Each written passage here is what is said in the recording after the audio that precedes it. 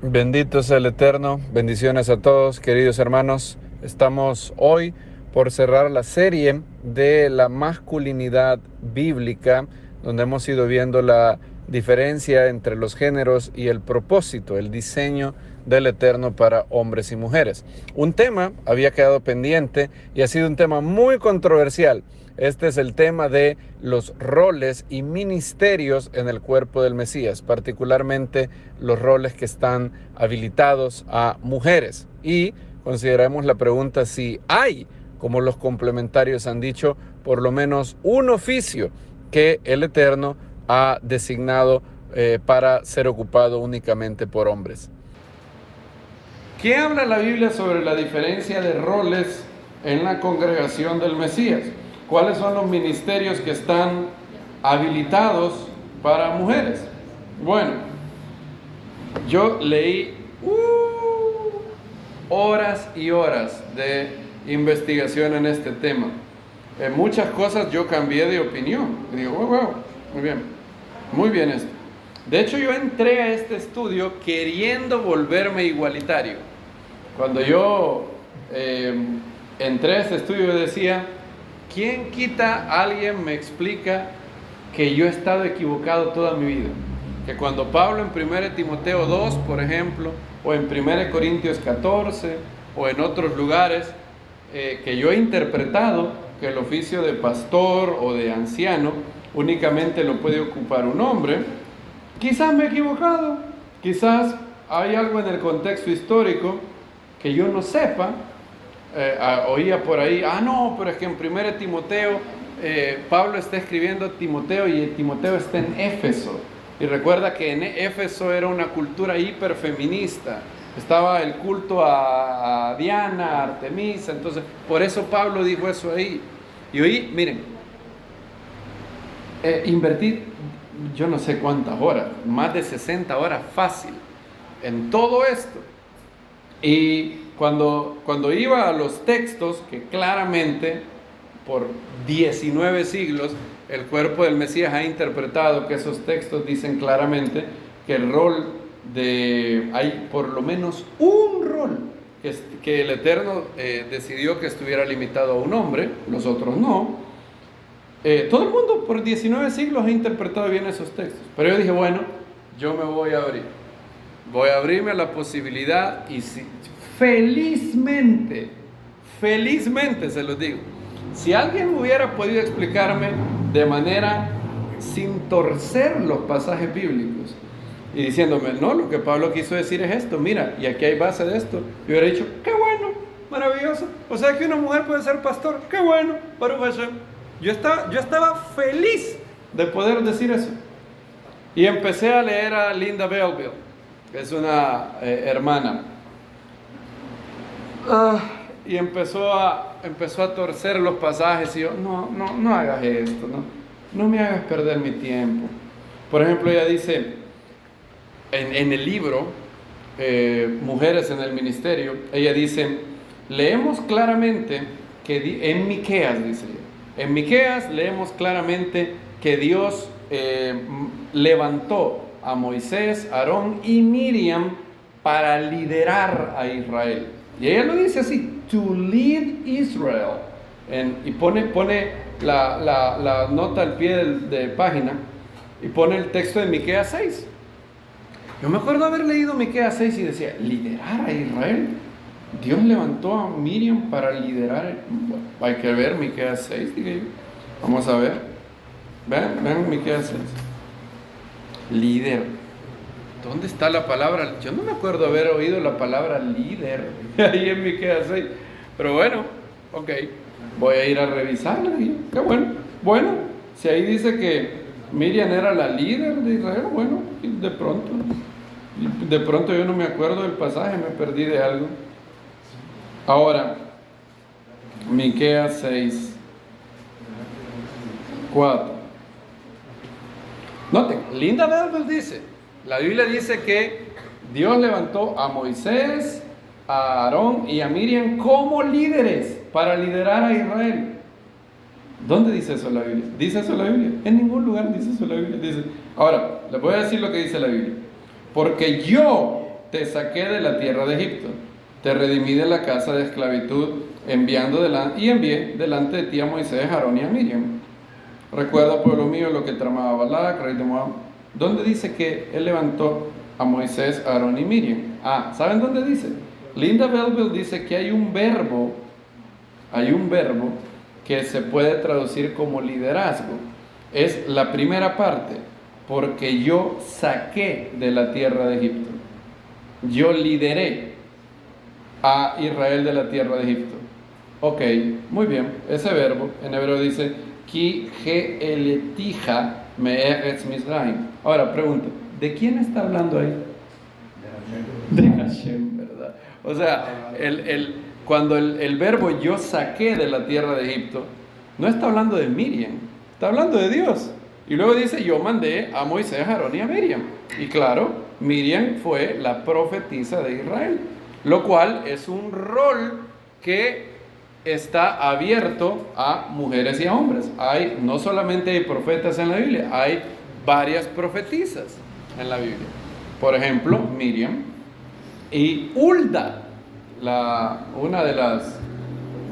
profetisa en los tiempos de Josías. Ahora, otra vez, Linda Belleville, Philip Payne dicen, uy, miren, fíjense qué grande era Hulda, dicen ellos. Hulda era tan grande que a pesar de que en el mismo tiempo estaba vivo el profeta Jeremías, Habacuc, Sofonías, Josías dijo, vayan donde Hulda.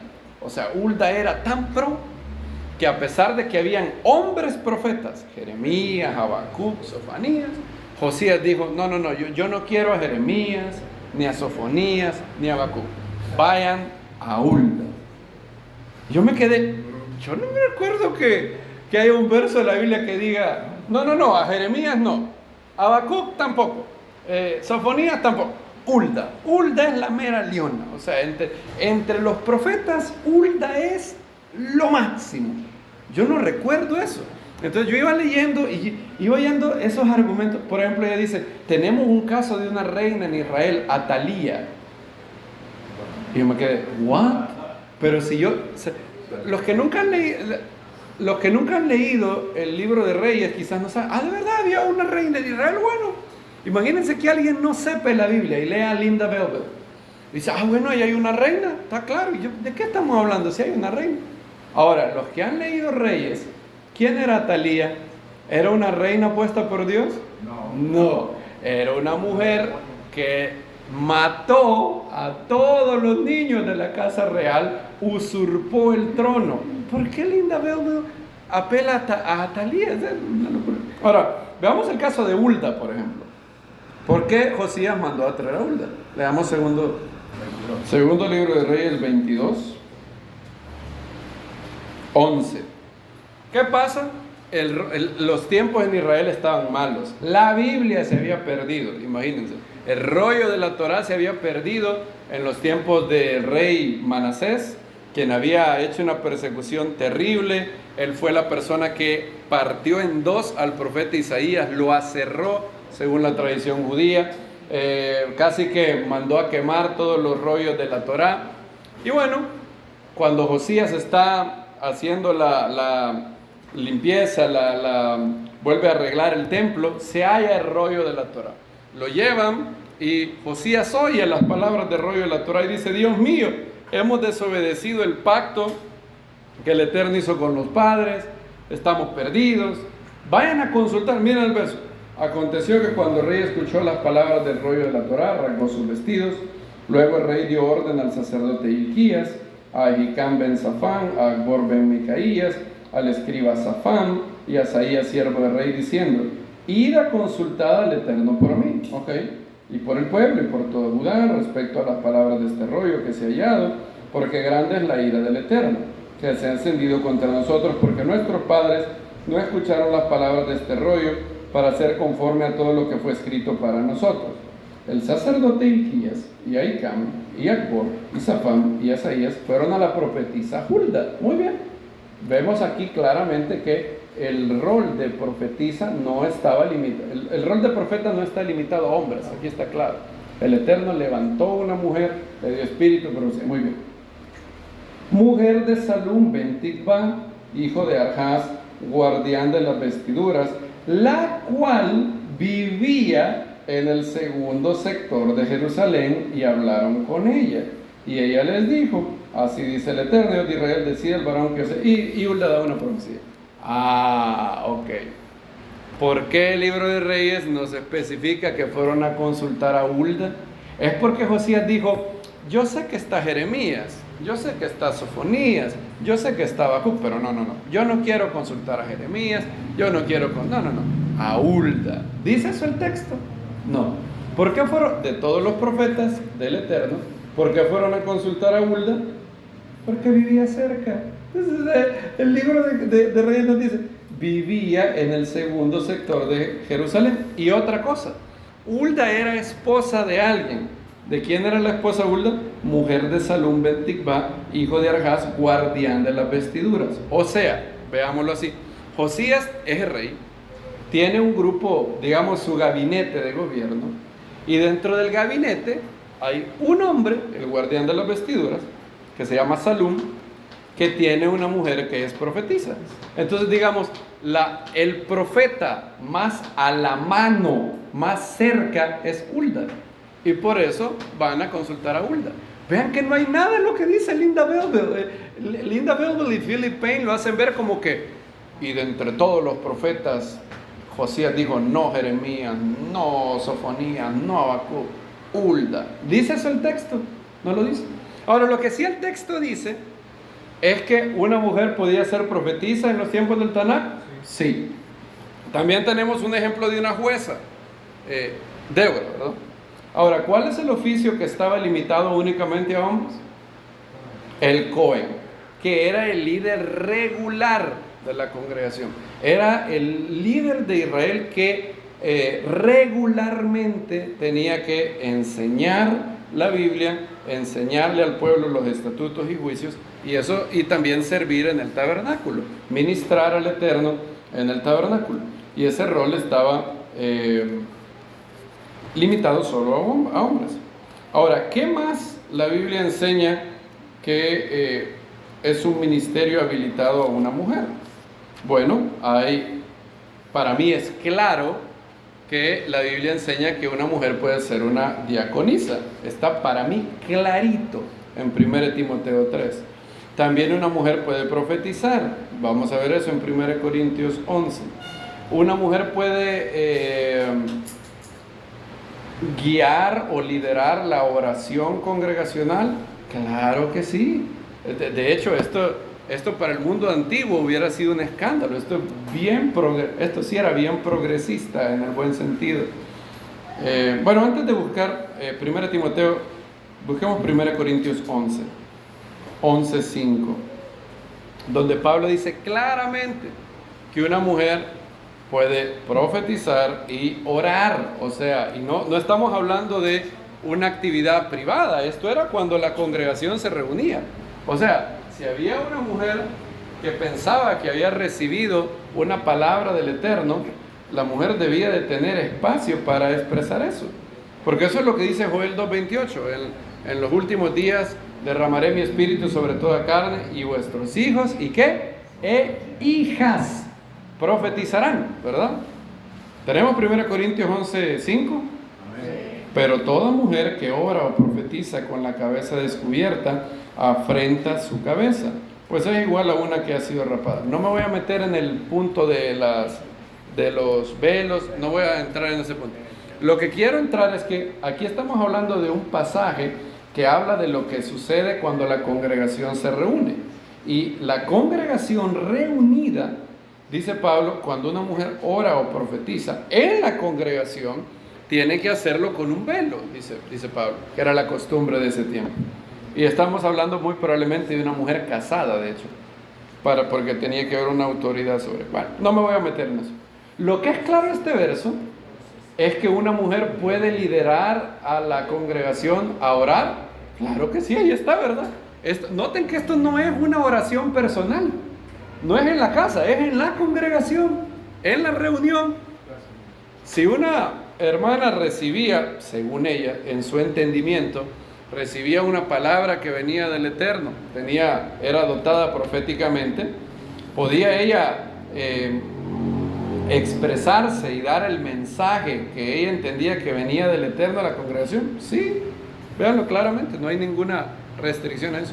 Ahora, hay algo que es restringido a los líderes de la comunidad. Vean lo que dice 1 Corintios 14. Cuando una persona que piensa tener un mensaje del cielo, que algo le fue revelado espontáneamente,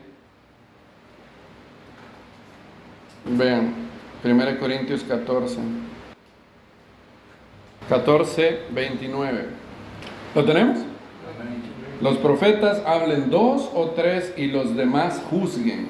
Noten, si en una comunidad los que eran más dotados proféticamente, que de repente recibían algo que venía del cielo probablemente, noten algo, ellos tenían que hablar en orden, no hacer un desorden, y no era forzado. Vean eso, yo he oído casos de lugares donde se llaman proféticos que forzan a la gente a profetizar. Una barbaridad.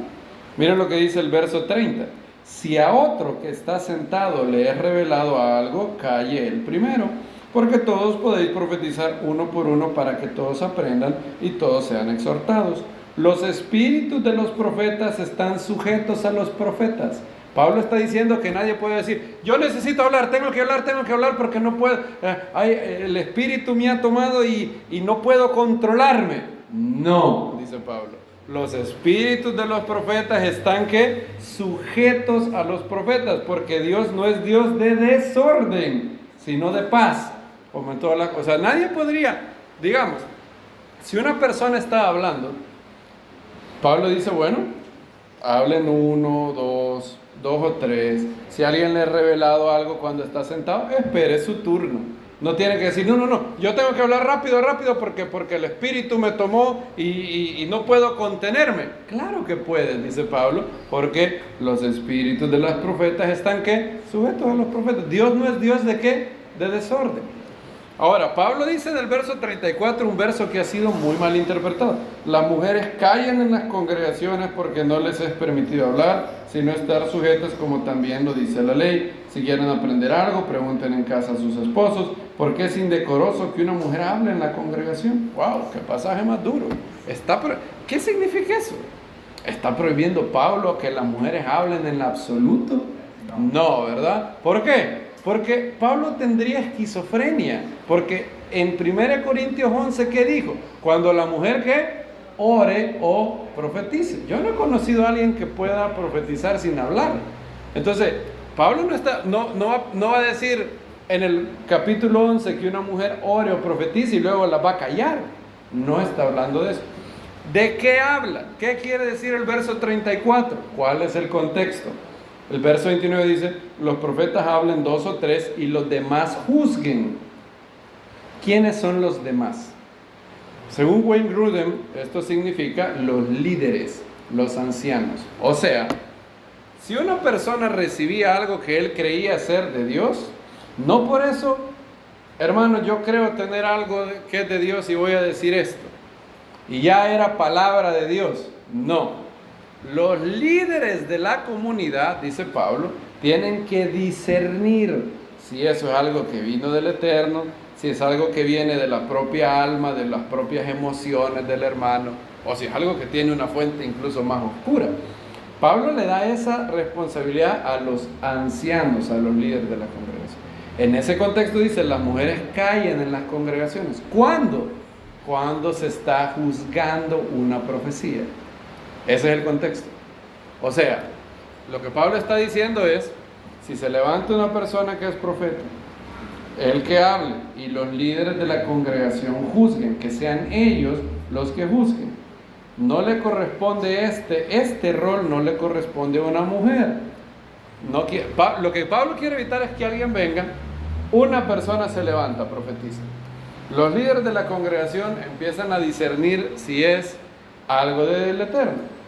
Y las mujeres empiezan a decir, oíste lo que dijo, está loco ese hermano, ya, usted está sobado, y lo que pasa es que a ver qué está. Y se armaba un cacareo, y Pablo dice, no, la responsabilidad de evaluar, de discernir entre una profecía verdadera y una profecía falsa es algo que le es dado a los líderes de la congregación. Es a eso que se refiere el verso 34. No a que una mujer esté callada, no es que un hermano adentro no hablo porque Pablo lo prohíbe. No, eso es lo que Pablo está diciendo, obviamente no. Tampoco está diciendo que no pueda orar, ya dijo eso en 1 Corintios 11. Entonces, una mujer puede profetizar, ser evangelista, claro que sí. Tenemos el caso de la samaritana, ¿verdad? Fue ella la que corrió a darle las buenas nuevas. Felipe tenía 4 hijas que profetizaban. De hecho, también una mujer, vimos en el pasado, que Aquila y Priscila, o Priscila y Aquila, fueron los que le explicaron doctrinalmente, teología a Apolos. Vean conmigo Hechos capítulo 18. Apolos era un hombre elocuente, poderoso en las escrituras. Hechos 18:24. Llegó entonces a Éfeso cierto judío de nombre Apolos, alejandrino de origen, varón elocuente y poderoso en las escrituras. Este había sido instruido en el camino del Señor, y como era ferviente de espíritu, hablaba y enseñaba diligentemente las cosas acerca de Yeshua, aunque solo conocía el bautismo de Juan. Comenzó a hablar osadamente en la sinagoga, pero al oírlo, Priscila y Aquila lo tomaron aparte y le explicaron el camino más exactamente. Es curioso que creo que se menciona 6 veces la frase a esta pareja, que eran amigos de Pablo, eran consiervos de Pablo, él los menciona, él los quiere mucho, Aquila y Priscila. Creo que se menciona 6 veces. 4 veces se menciona primero a la mujer. Hay 4 veces que dice Priscila y Aquila. En 2 se menciona Aquila y Priscila. Muy probablemente la que tenía un rol bastante bonito era Priscila. Y noten que ella le explica a Apolo, y no es un mensaje devocional, es alta teología. O sea, Priscila vino y le dijo, te voy a explicar la diferencia entre el bautismo de Juan el Bautista y la Tevilá en Yeshua. De esto se extrae que obviamente es algo sano que hayan mujeres teólogas, claro que sí. Es algo sano que haya mujeres que escriban libros, claro que sí. Baruch Hashem. Aquí vemos claramente que instruyen a Apolo. Noten que la Biblia prácticamente tiene abierto casi todos los roles a una mujer, con la excepción de uno, creo yo. El único oficio que Hashem dijo, este oficio, únicamente está reservado solo para un hombre. ¿Puede una mujer profetizar? Sí. ¿Puede guiar a la congregación en oración? Sí. ¿Puede evangelizar hombres? Sí. ¿Puede escribir artículos de teología? Sí. ¿Puede tener de pronto un podcast, un canal de YouTube para explicar doctrina? Sí. ¿Puede ser misionera? Sí. Wow, o sea, la inmensa mayoría. Parece, así como en el Tanakh, parece ser que hay solo un rol que es limitado únicamente a hombres. ¿Por qué? Bueno, eso lo vamos a ver un poco después. Pero parece ser clarito que hay un rol limitado a hombres. Y yo leí con todo mi corazón, queriendo ser convencido por los igualitarios, las explicaciones que ellos dan a los pasajes de los cuales el cuerpo del Mesías por 19 siglos ha derivado unánimemente. O sea, hubieron diferencias en varias ramas del cristianismo. El luteranismo, el calvinismo, los ortodoxos griegos, los coptos, católicos. Hay muchas diferencias. ¿Saben en algo en donde todo el mundo estaba unánimemente de acuerdo? Era que el oficio más alto de liderazgo en la congregación, Hashem lo había dado exclusivamente para que lo ocupara un hombre. Ven, por ejemplo, primera de Timoteo 3. Vamos a leer del 1 al 12. Esto, repito, yo les voy a, y lastimosamente no puedo hacer justicia, porque no les puedo dar todo lo que yo estudié en 10 minutos. Tal vez en una ocasión tengo un proyecto de hacer una serie larga sobre pero no aquí, quizás en algún en otro espacio, de todo lo que la Biblia enseña sobre la mujer y el ministerio, porque no tengo tiempo aquí de ir refutando todo lo que los igualitarios han dicho. Los igualitarios han dado 10.000 explicaciones para tratar de evitar el obvio significado del verso. Explicaciones algunas que se oyen persuasivas, otras que desde entrada uno decía, ¿qué está haciendo? Pero bueno, empecemos con 1 Timoteo 3. Palabra fiel es esta: si alguno anhela obispado, episcope, y aquí hay que restaurar los significados bíblicos.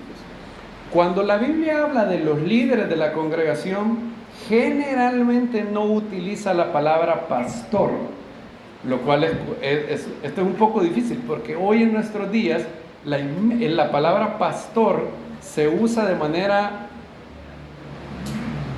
bastante, se usa mucho pastor.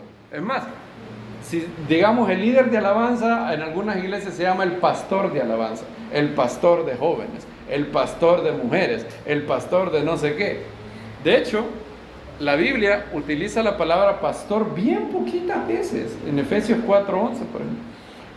¿Cuál es la manera en cómo la Biblia le llama al líder de la congregación? Generalmente obispo o anciano. Son dos palabras que la Biblia utiliza mayoritariamente. O sea, cuando vamos a referir, si digamos, yo quisiera hablar, Pablo le fuera a escribir al líder de la comunidad de Corinto, normalmente la gente le llamaría el anciano o el obispo. Porque antes, recuerden, en el siglo I, la palabra obispo significa supervisor, anciano, ¿verdad? El líder. En hebreo le dirían Rosh Kehilá, el cabeza o la cabeza de la congregación. Habían varios, de hecho, no solamente uno. Habían 2 o 3 o más, según el tamaño de la congregación. Entonces, anciano, ok. Si alguno anhela el cargo de supervisor, líder de la comunidad, anciano, bueno, es necesario pues que el obispo sea irreprochable, marido de una sola mujer, sobrio, prudente, decoroso, hospitalario, apto para enseñar. Y Pablo da la lista. Vayan al verso 8. Quiero que me sigan bien con eso. 1 Timoteo 3, del 1 al 7, habla de los requerimientos para ser obispo. Muy bien. ¿Está abierto a mujeres? Al parecer no, ¿verdad? Porque se habla de marido de una sola mujer. Pablo si él hubiera querido abrir para mujeres, hubiera dicho fiel en el matrimonio, ¿verdad? Ahora alguien puede decir, bueno, no, quizás lo que Pablo está hablando es unisex. O sea, quizás cuando dice marido de una sola mujer, Pablo está diciendo, bueno, si es hombre, ¿verdad? Si es mujer, fiel a su marido, ¿qué sé? Ahora, sigamos leyendo. Pablo dice, asimismo los diáconos, serios, sin doblez de lengua, no adictos a mucho vino, ni ambiciosos de bienes materiales, que mantengan el misterio de la fe con limpia conciencia. Estos también sean probados primero y entonces sirvan como diáconos, siendo irreprochables. De igual manera las mujeres sean serias, no calumniadoras, sobrias, fieles en todo. Los diáconos sean maridos de una sola mujer, que cuiden bien a los hijos y a sus propias casas. Ok, aquí tenemos un ministerio que Pablo sí abre tanto a hombres como a mujeres. Ahora, yo no sabía, cuando yo me convertí, yo no sabía esto. Yo no sabía que hay congregaciones que piensan que las mujeres no pueden ser diaconisas. Yo no sabía eso. Para mí el pasaje es obvio, ¿verdad? De igual manera las mujeres. ¿Cuáles mujeres? Las mujeres diáconos, ¿verdad? Es el verso. Pero algunos dicen, no, las mujeres, el verso 11 no habla de mujeres diáconas o diaconisas, sino que habla de las esposas de los diáconos. O sea, que Pablo está dando el mandamiento a los diáconos y dice en el verso 11, miren, de los 12 versos de 1 Timoteo 3, del 1 al 12, 11 versos hablan de hombres, ¿verdad? El único verso que habla de mujeres es el verso 11. De igual manera, las mujeres sean serias, no calumniadoras, sobrias, fieles en todo. Ok, según la inmensa mayoría de hermanos, este verso enseña claramente que una mujer puede ser diaconisa, ¿verdad? Para mí está claro. Ahora, por ejemplo, la Convención Bautista del Sur dice, no. Ahí Pablo está dando un mandamiento a las mujeres de los diáconos, a las esposas. Y les dice, bueno, porque la mujer del diácono también tiene que ser ejemplar y tiene que ser un buen ejemplo. ¿Cuál es el problema con esa lógica? La pregunta es la siguiente. ¿Por qué Pablo se toma la molestia de dar mandamientos a las mujeres de los diáconos y no da mandamientos a la mujer del obispo? ¿Verdad? Uno esperara que Pablo dijera, el obispo tiene que ser así, y la mujer del obispo tiene que ser un ejemplo, y en los diáconos tal y tal, y la mujer del diácono así. Pero no, ¿verdad? Pablo, lo que dicen los bautistas del sur no tiene sentido. ¿Por qué Pablo va a querer destacar mandamientos a la mujer del diácono y no dar mandamientos a la mujer de un oficio que es más alto todavía que el del diácono? Entonces, esto nos lleva a la siguiente. Piensen bien esto. Cuando Pablo habla de los diáconos, dice, bueno, estos son los requerimientos para los diáconos y aquí hay requerimientos para las diáconos. La palabra diaconisa no existía. Esa es una palabra en griego que se utiliza tanto para mujer. Esta sí es una palabra unisex. Diaconisa se creó siglos después. Pero Pablo dice, ok, diáconos, los hombres que quieren ser diáconos, tal. Las mujeres que quieren ser diáconos, tal. Pregunta, ¿por qué Pablo no dice eso con el obispo? ¿Por qué no hay un verso que diga, los hombres que anhelen ser obispo, tal? La mujer que quiera ser obispa o supervisora o líder de la congregación, tal. No. ¿Cuál es la conclusión lógica que se deriva de eso? Que el rol de diácono, el oficio de diácono, está abierto tanto a hombres como mujeres. Por eso Pablo dice, los hombres diáconos tal, las mujeres diáconos tal. Pero el oficio, la posición de obispo es algo que está reservado exclusivamente a un hombre, como eran los Kohanim en el Tanakh. Y fíjense que el gran problema en nuestras Biblias es que nosotros tenemos este capítulo 3 y un título. Pero si tuviéramos la carta literal de Pablo, esto no existe. ¿Cuáles son los versos que vienen un poquito atrás, antes de que Pablo da el requerimiento para el líder de la comunidad? Esto, verso 12. Bueno, verso 11. 1 Timoteo 2:11. Craig Blomberg ha llamado a 1 Timoteo 2, del 11 al 15, los pasajes más controversiales en el debate contemporáneo en el cuerpo del Mesías.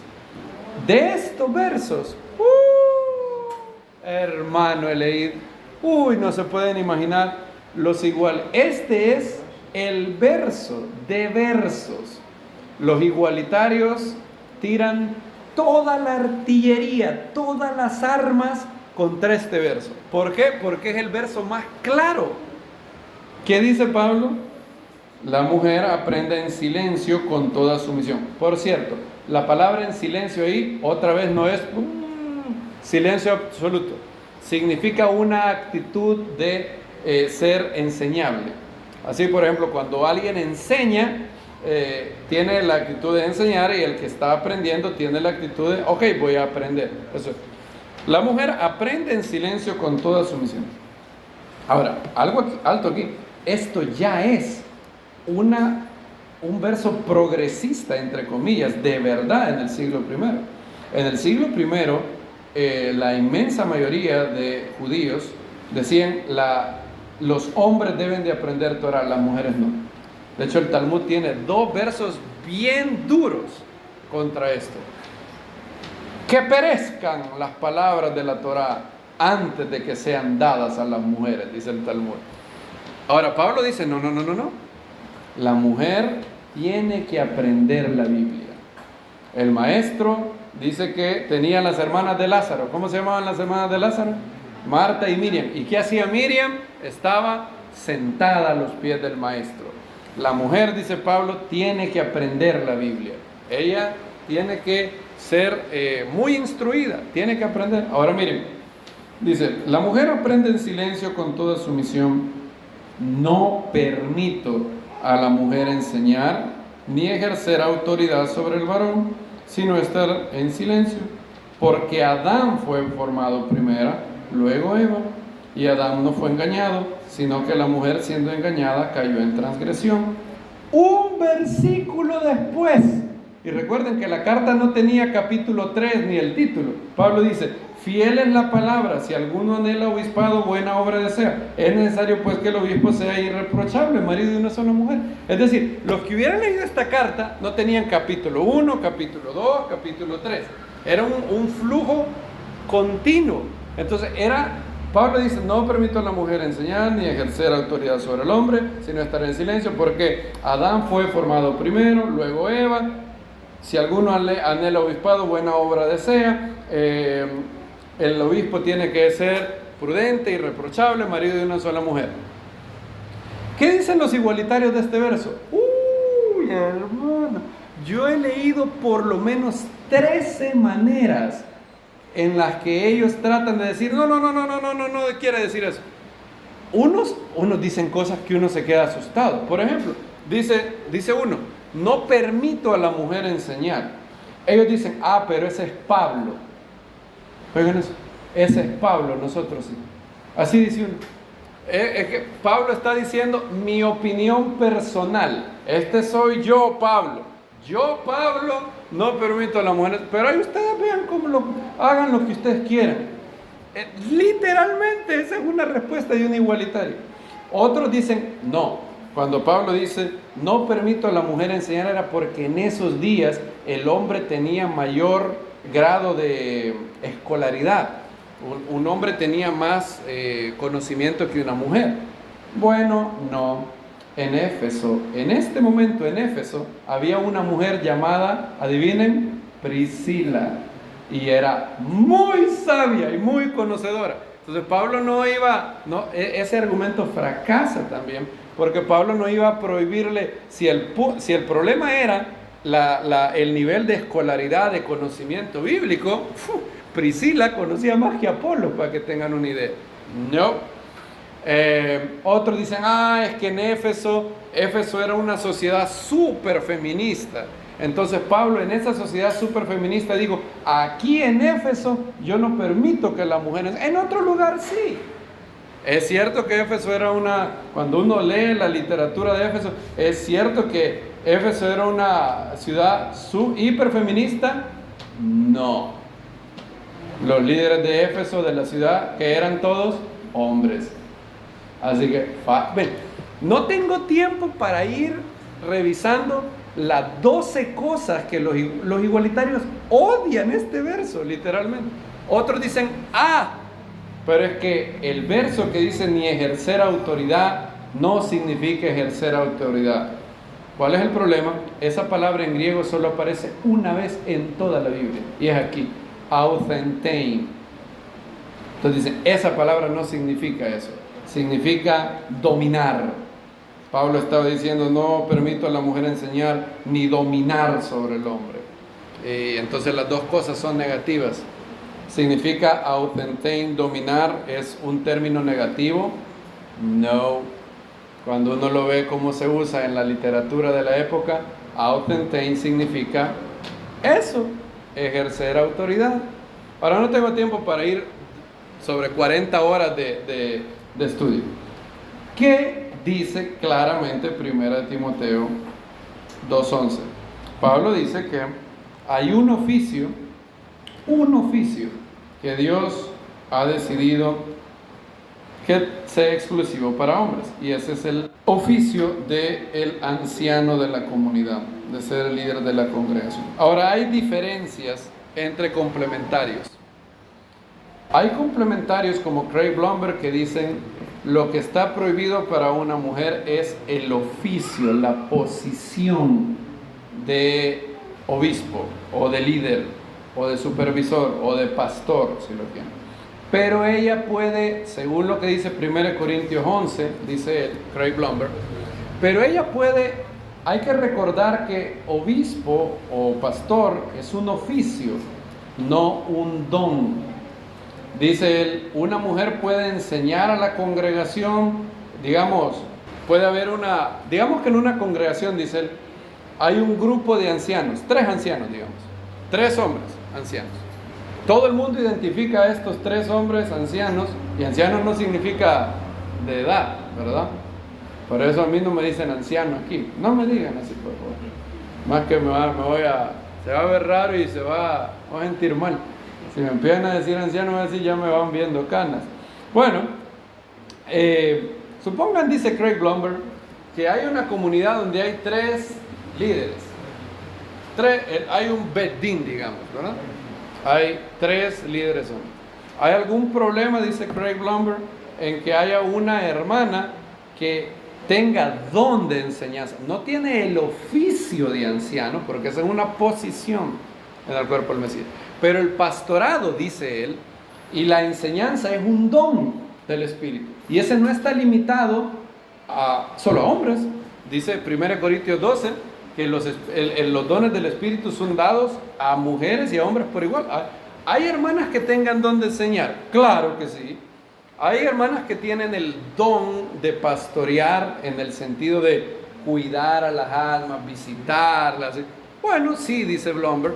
Entonces, Craig Blomberg es un complementario que dice el oficio, la posición de elder en inglés o de bishop está limitada a hombres.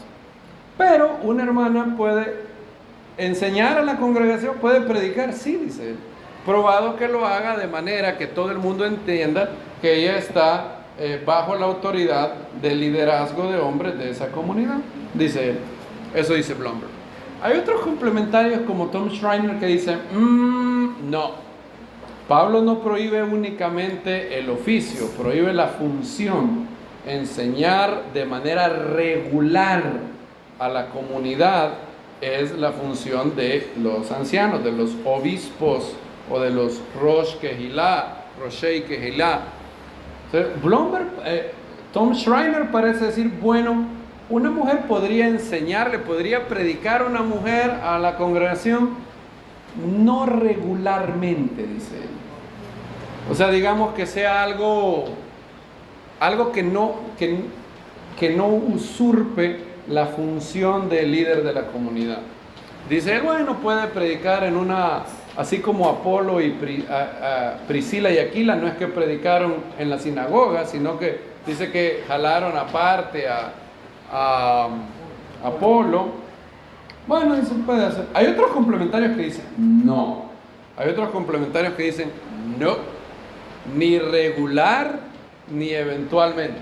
Pablo dice no permito a la mujer enseñar ni ejercer autoridad sobre el varón. Entonces toda enseñanza que sea enseñanza autoritativa, que es la función del líder, del Rosh Kehilá, del obispo, del pastor, no, dicen esto. Entonces, dentro de los complementarios hay diferencias. Ahora, ¿qué sí es claro? Yo no tengo muy claro dónde termina una cosa y empieza la otra.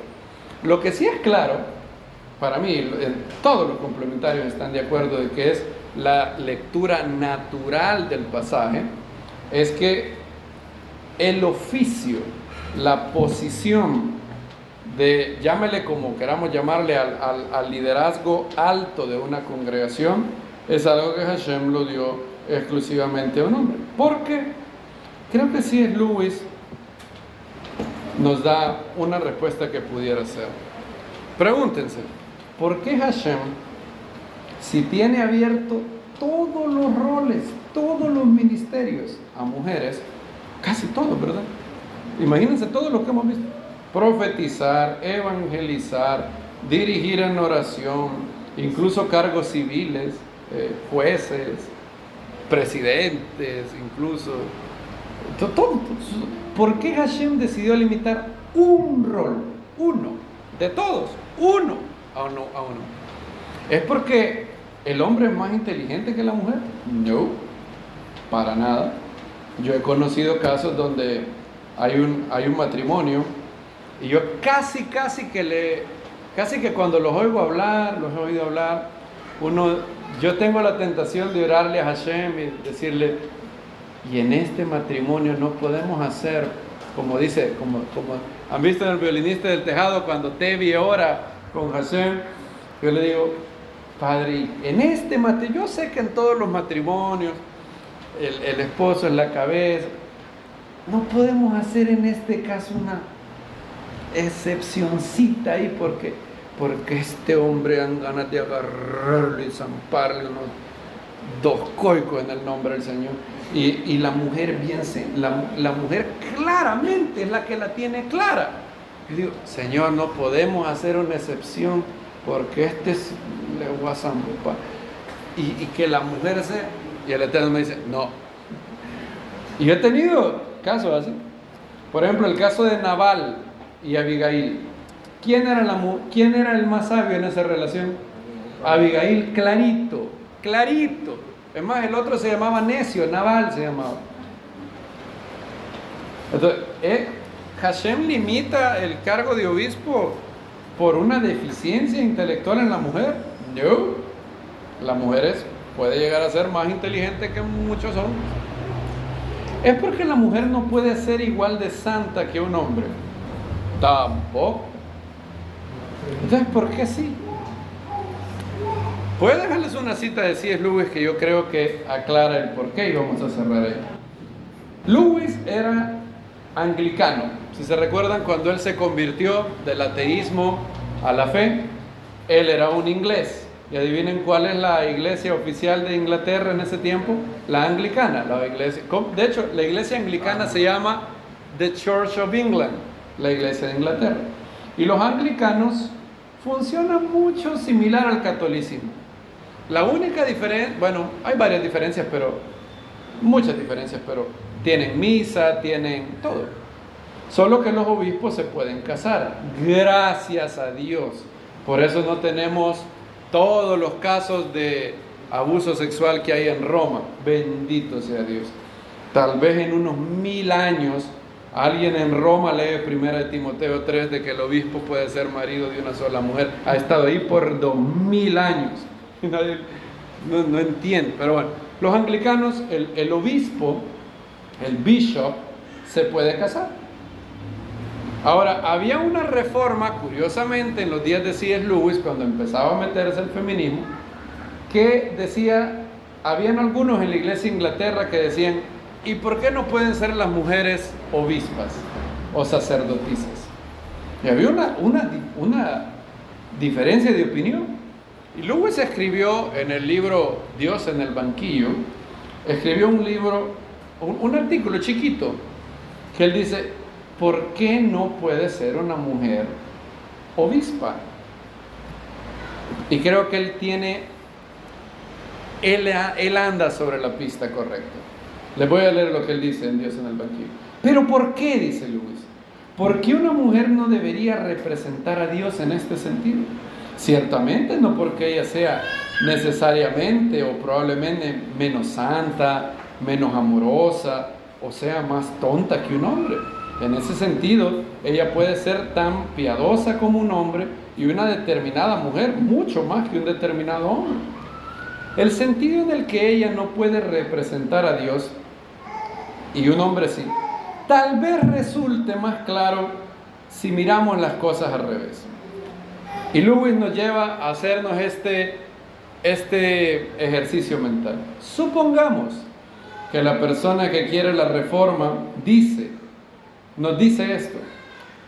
Así como podemos decir que una mujer puede representar a Dios, también podemos orar a Dios diciéndole: Madre nuestra que estás en los cielos.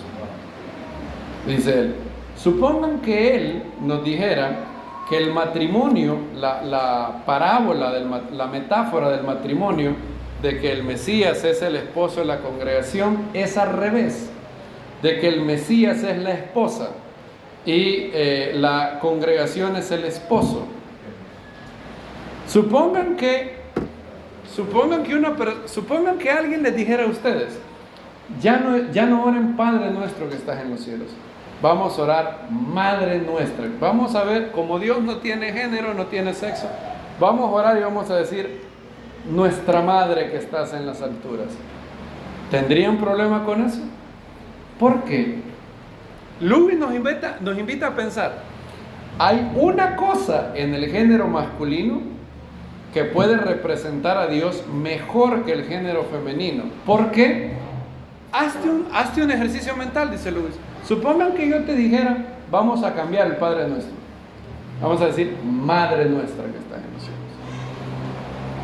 ¿Qué opinan? ¿Por qué no? Pregúntense por qué no.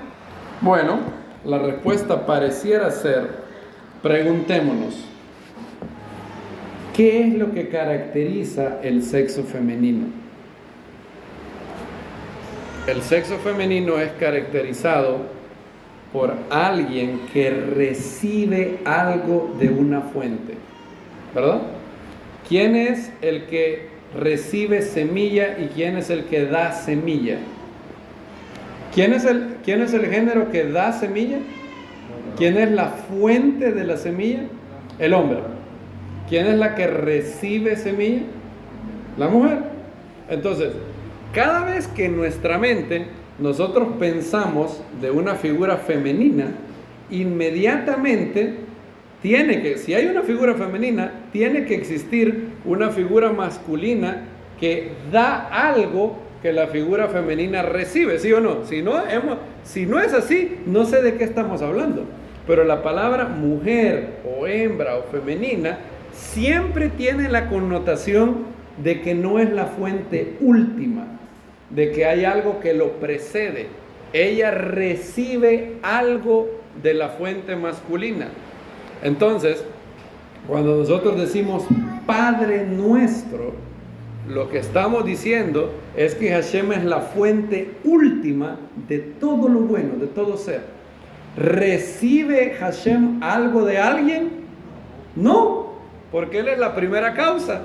Él es el primer ser. Él no recibe nada de nadie. Él es la fuente de la cual fluye la vida.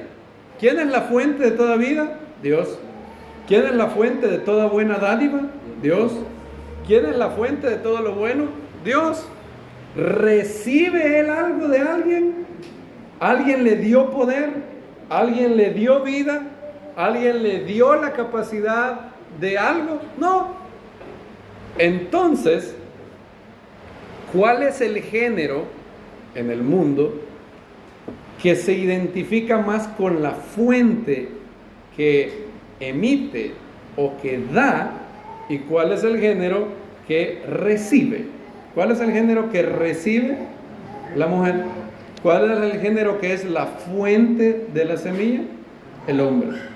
Y entonces Lewis dice que es por eso que nosotros, cada vez que si alguien nos dijera a cualquier creyente sano: ya no vamos a orar Padre nuestro, sino que vamos a orar Madre nuestra, ¿verdad que sientes como un golpe, verdad? En tu espíritu sientes como que algo está mal. No, eso no se oye bien. Yo sé que una mujer es imagen de Dios, sí. Una mujer es creada a imagen y semejanza, sí. ¿Por qué sientes ese golpe cuando entonces alguien te dice: vamos a dirigir nuestra oración a nuestra madre? Y no estoy hablando de María, estoy hablando de si alguien dijera: Dios, ya no le vamos a llamar Padre, le vamos a llamar Madre. Inmediatamente, ¿qué sientes? Sientes espérate, algo no está bien, algo no me suena bien. Y no es que seamos machistas. Sí o no que tu hermana también experimentas lo mismo. Si yo te dijera, vamos a orar a nuestra madre en las alturas, no solamente es el hombre el que dijera, uy, eso sonó raro. ¿Verdad que todas las hermanas dicen, uy, eso sonó raro? ¿Por qué? Es por esto. Porque toda figura femenina necesariamente requiere una figura que le da algo que ella recibe. Y como Dios no recibe nada de nadie, como Dios es la fuente primaria de todo lo bueno, para reflejar eso en la congregación, Él dijo el género que refleja, que es el arquetipo que le da esta imagen al mundo de que yo soy la fuente de todo, es el hombre. Y por eso hay un oficio, una posición que el Eterno puso para que reflejara eso. En el Tanakh, en los días en que el templo estaba en pie, es el único rol que está reservado para hombres. ¿Cuál es? El Cohen. No hay sacerdotisas, a menos aprobadas por Dios, ¿verdad? Ya las sacerdotisas paganas que llevó Acab y Jezabel es otra cosa. Pero nunca hay, di a los hijos de Israel, habla a los hijos y a las hijas de Aarón diciendo, no hay eso. Y en los escritos apostólicos hay un oficio, hay un rol que Hashem dijo, esto para que refleje perfectamente lo que yo soy, este rol es dado exclusivamente a un hombre. Los otros no. Profetizar, ¿puede una mujer? Sí. Liderar a la congregación en oración, sí. Evangelista, sí. Sí. Todo es sí, hasta que llegamos al rol de máxima autoridad en la congregación. Y en el hogar. Ahora alguien dirá, pero ¿por qué Hashem permite? Está bien él que una mujer pueda ser jueza o presidente de la república, que es un oficio de inmensa autoridad, pero no en la casa o en la congregación. Creo que Mike Winger tiene razón cuando dice, porque en el día a día, ¿quién es inmensamente más relevante e importante para mi vida? ¿Mi esposa, mi esposo, el líder de la comunidad o el presidente? ¿Con quién interactúan más ustedes? ¿Con el presidente Bukele o con su cónyuge? Con su cónyuge. ¿Con quiénes interactúan más ustedes? ¿Con el presidente Bukele o con el líder de la congregación? Con el líder de la congregación. Entonces, paradójicamente, aquí tenemos algo que la Biblia pareciera revelar. Hashem considera muchísimo, desde la perspectiva celestial, muchísimo más importante los roles de liderazgo en la casa y en la congregación que los liderazgos civiles. Recuérdense, de hecho hubo un tiempo en donde Israel ni siquiera tenía rey, pero es imposible que Hashem no haya dejado una autoridad en el hogar y en la congregación. Entonces, a pesar de que Hashem no tiene problemas con Débora siendo jueza, Hashem hubiera tenido problemas con Débora siendo sacerdotisa. Débora no podía, bueno, como yo soy Débora, yo voy a agarrar el incienso, voy a ir a hacer los sacrificios. Hashem le hubiera dicho, no, tú tienes toda esta autoridad como jueza de Israel, y Hashem la apoyó, pero esto, para reflejar al mundo la verdad que hay un solo ser, que es la fuente, que no ha recibido nada de nadie, que es el origen de toda la vida, el origen de toda la bondad, que no hay dos fuerzas en último, no, uno. Es por eso, muy probablemente, yo creo que sí es Lewis, está en la pista correcta. Noten, cuando vemos esto, dejamos de ver a la gente cuando dice, la Biblia es machista. No tiene nada que ver. La Biblia no dice, no permito a la mujer enseñar ni ejercer autoridad por el hombre porque la mujer es más tonta que el hombre. ¿Dice Pablo eso? No. ¿Es menos santa? No. ¿Cuál es la razón que Pablo da? porque Adán fue creado primero, luego Eva. La razón es el reflejo que el líder de la congregación, el arquetipo, la imagen que el líder de la congregación va a dar. Hashem designó al hombre para llevar esa imagen debido a que es el género que da la semilla. Y como tal, el hombre refleja a Dios en una capacidad en que la mujer no puede reflejarlo en el liderazgo de la comunidad. En otras cosas, la mujer refleja al hombre mejor que no. La mujer refleja a Dios mejor que el hombre. Por ejemplo, ¿cuál es la palabra para misericordia en hebreo? Rahem. ¿De dónde viene esa palabra? Regem, que significa matriz, vientre. ¿Cuál es la imagen que la Biblia da de alguien con misericordia? La imagen de un vientre. A la hora de nutrir al niño, el Hashem se llama El Shaddai. Esa palabra Shaddai tiene que ver con Shad, de pecho. Así como la mujer da al niño todo lo que necesita. Todo lo que un niño necesita está en el pecho materno. Así también Hashem es el todopoderoso, el todo suficiente. Entonces hay ocasiones en donde cada uno de los géneros refleja, porque ambos son imagen de Dios, cada uno de los géneros refleja de manera especial algunos de los atributos y cualidades de Dios. Ahora, en el liderazgo del hogar y de la congregación, Hashem designó que sería el hombre exclusivamente elegible para eso. ¿Es eso machista? No, porque no tiene que ver con un concepto de que la mujer es inferior. Simplemente reconoce un hecho biológico, que la figura femenina recibe y la figura masculina transmite algo que genera y da.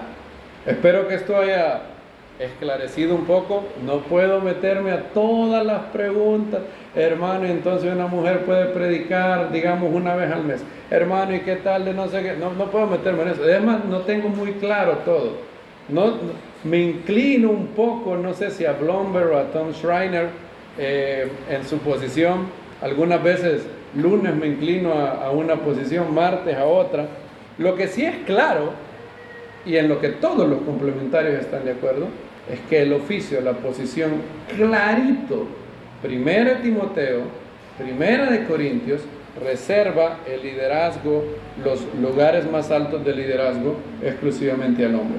Y, queridos hermanos, cuando vemos todo lo que la Biblia dice sobre hombre y mujer, el velo se quita y uno puede ver toda la riqueza que Hashem ha dado en su palabra. La visión de los géneros en la Biblia es algo tan maravilloso que podemos decir lo que dice la Escritura en 2 Timoteo 3. Toda la Escritura es inspirada por Dios, útil para la enseñanza, para la refutación del error, para la corrección, para la instrucción en justicia, a fin de que el hombre de Dios esté completamente calificado, equipado para toda buena obra. Que el Eterno les haga ser hombres de Dios, mujeres de Dios, para acelerar la venida de nuestro Señor Yeshua, que podamos adelantar la redención de este mundo y que cada uno, complementándonos el uno al otro, podamos conducirnos para la mayor gloria de Dios, que sea su voluntad.